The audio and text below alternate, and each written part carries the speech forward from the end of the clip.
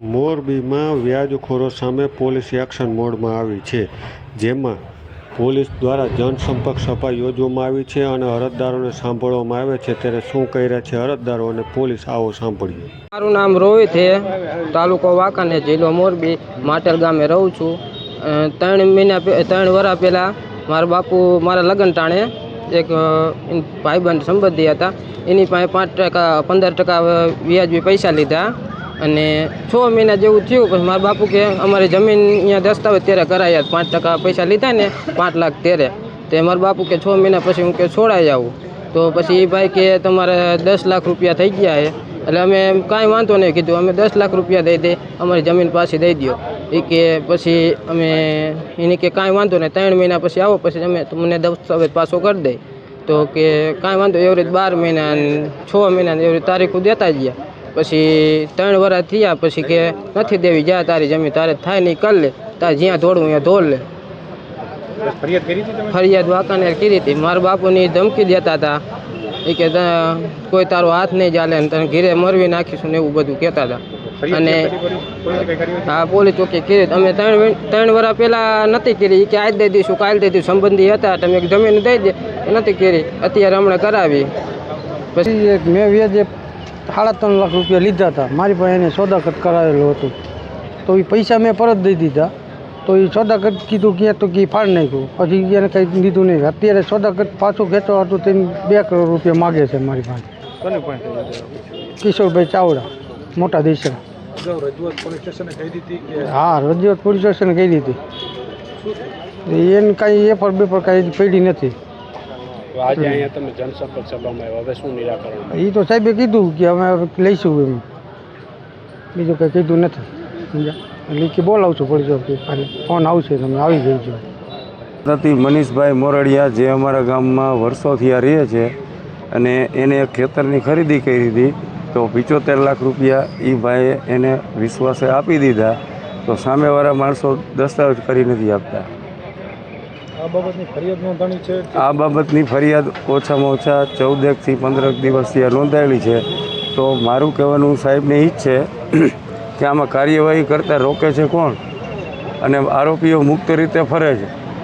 પોતાના ઘરે રામા મંડળમાં પૈસા ઉડાડતા અમે જોયેલા છે.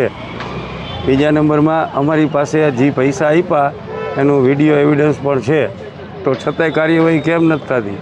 તો ઉપરી અધિકારીઓ તો અમને બેસ્ટ જવાબ આપ્યો, સાહેબનો આભાર છે કે એને સારો જ જવાબ અમને આપ્યો. પણ નીચેવાળા કેમ આ નથી કાર્યવાહી કરતા? અમારે બસ એટલું જ કહેવું છે, બાકી કાંઈ નથી કહેવું.